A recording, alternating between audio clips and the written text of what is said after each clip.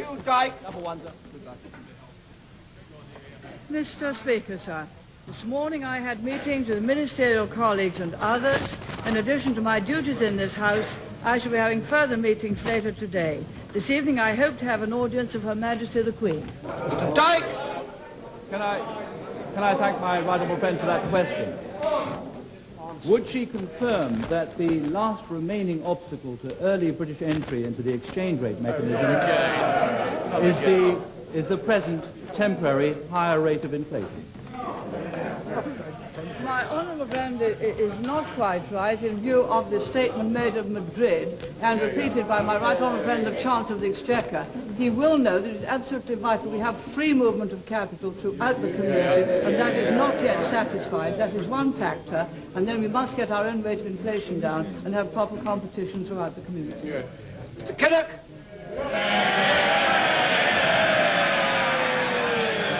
Mr. Speaker, isn't it evident from the Prime Minister's reply that she just gave that she has absolutely no serious intention of joining the exchange rate mechanism for as long as she survives?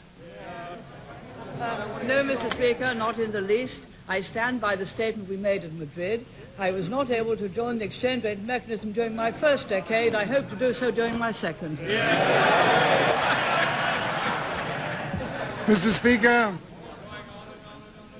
doesn't she agree with the view expressed by her former Chancellor last night that Britain's non-membership of the exchange rate mechanism is an exposed flank?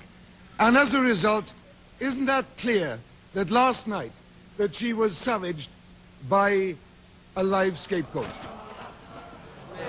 Mr. Speaker, I'm sure my right honourable friend will be the first.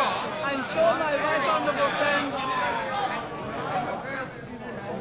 right honourable friend, the former Chancellor, would be the first to agree of the need to get inflation down, and that is top priority.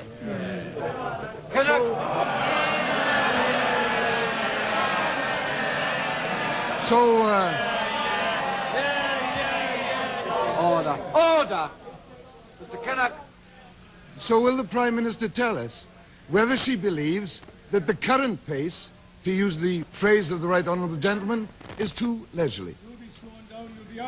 I reaffirm what I said at Madrid and what I've said in my two previous answers. We are committed to join the exchange rate mechanism. We shall do so when the Madrid conditions are fulfilled. They are not fulfilled yet. Mr. John Gorse! Number two, sir. I refer my honourable friend to the reply which I gave some moments ago. Mr. Gorse! Does my right honourable friend recall that at the end of last week she said she had received a message from the electors of Mid-Staffordshire? Would she, in her characteristically forthright fashion, send a message back to them to the effect that, local difficulties apart, this government has a lot of important business to transact in the next few months, and that when it has been dispatched, they will certainly wish to dispatch the temporary representative?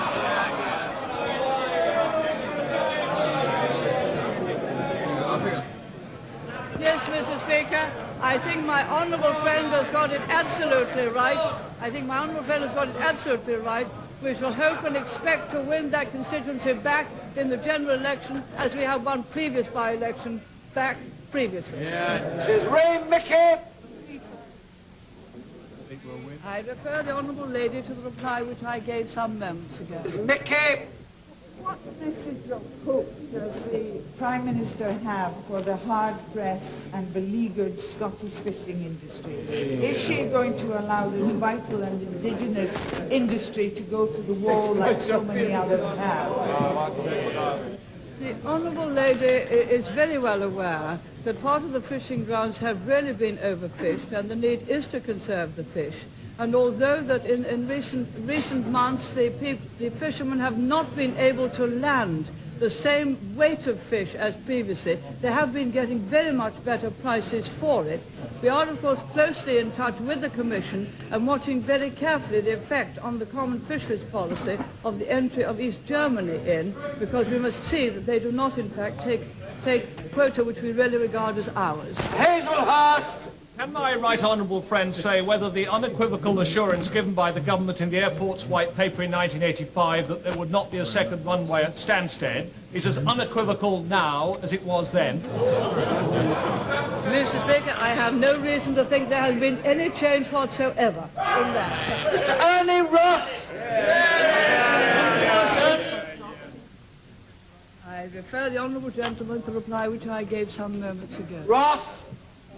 Does the Prime Minister agree with the view of the Secretary of State for Scotland that the disastrous mishandling of the poll tax issue in the budget was a victory for him over her, or, in his words, on this issue, she fell in line with his better judgment?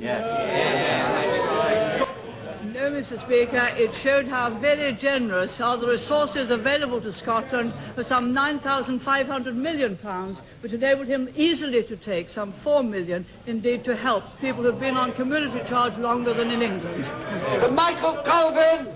May I ask my right honourable friend to imagine that the community charge had been in operation for the past 100 years?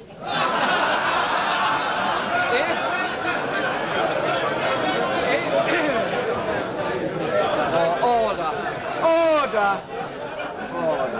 Takes a lot of time.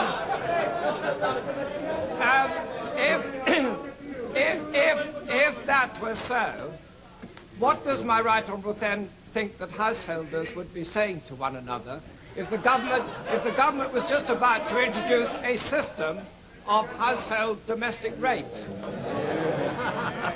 I think that my honourable friend has a very clever point. My imagination does not go back 100 years, but I think he's got the essential point that rates were the most unfair and unpopular tax of all, and they are now being replaced by a fairer tax, which in time will prove very much better. Dale Campbell Savers. Number 5, sir. The honourable gentleman to reply which I gave some moments ago. Campbell Savers. Mr. Speaker, last night the former Chancellor of the Exchequer and the honourable gentleman, the member for Henley, both refused to support the Prime Minister in the division lobbies in a division on the poll tax, despite the fact that only hours previously the honourable gentleman, the member for Henley, had been driven into a loyalty oath in favour of the Prime Minister. What does she think of those two honourable gentlemen now? Does she believe the loyalty oath was hollow? And is this the first time that the Chancellor of the Exchequer has expressed a reservation on the poll tax? Mr. Speaker, I think I must ask my right honourable friend, the Patronage Secretary, to have a quiet word with them and see what that will do. Roger Gale. Mr. Speaker, would my right honourable friend recognise... I think it's finished. Mr. Roger Gale. I haven't got a number. Supplementary. Right, carry on. Mr. Speaker, would my right honourable friend recognise that because of her special relationship with Mr. Gorbachev, she is better placed than any other world leader to send a clear message to the Soviet Union that armed intervention in Lithuania is no more acceptable today than it was in Czechoslovakia and Hungary. And will she please do so? Mr. Speaker, my honourable friend will be aware of the replies which I have given previously. The people of Lithuania have made clear their wish to determine their own future. Further, we have never recognised the annexation of Lithuania to the Soviet Union as legal, although it was recognised in fact in the Helsinki Accords. Undoubtedly, this is a very difficult situation, both for President Gorbachev and the people of Lithuania. I believe it calls for great restraint on both sides. Force is not an appropriate way to settle this position, and I hope that it will in fact be settled by restraint on both sides and by them discussing it so they come to a satisfactory conclusion. That was the view also taken by the 12 foreign secretaries of the community. Mr. Mike Watson. Number 6, sir. I refer the honourable gentleman to reply which I gave some moments ago. Watson. Mr. Speaker, the Prime Minister will be aware of the statement by the Secretary of State for Scotland over the weekend to the effect that he had been involved in politics prior to her becoming leader of her party and would continue to be so involved when she was no longer the leader of her party. Does the Prime Minister not think it more likely that the general election will in fact sound the death knell of both simultaneously? My right honourable friend, the Secretary of State for Scotland, is a young and able man. I'm sure he will be here. So I'm sure he will be here. I'm sure he will still be here at this dispatch box in a Conservative government long after I am not. Kenneth Hind, number 7, sir. I refer my honourable friend to the reply which I gave some moments ago. The Hind. My right honourable friend is aware of the high-spending councils like Lancashire that have levied 17.5% increases in their expenditure this year. Does she not agree that they are playing their part in increasing inflation, must recognise their role as such, and must look very carefully at their finances with a view to restraining their increases next year? Yes, Mr. Speaker, I agree with my honourable friend. There and a number of other Labour authorities are accepting some of the advice given in one of the Labour documents to set the community charge as high as they could possibly get away with, and that, I believe, is what they have done. It does indeed add to inflation, and it puts a very, very heavy burden on all of their local electors, who will have to pay far more community charge than they ought to had they adhered to the standard spending recommendations of the government. Sir David Alton. Number 8, sir. I refer the honourable gentleman to the reply which I gave some moments ago.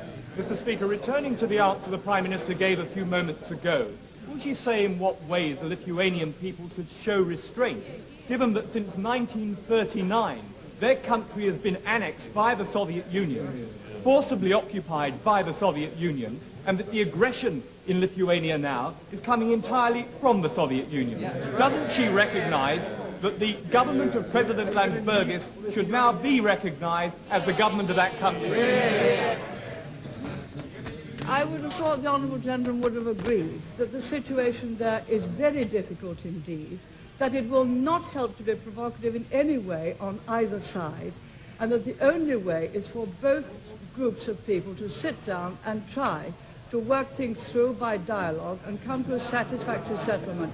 We had hope last night when we saw people in Lithuania and people in the Red Army sitting down together that they were well on the way to doing that. It does require it between the politicians, and we would support that dialogue, and so does the whole of the European community. Table!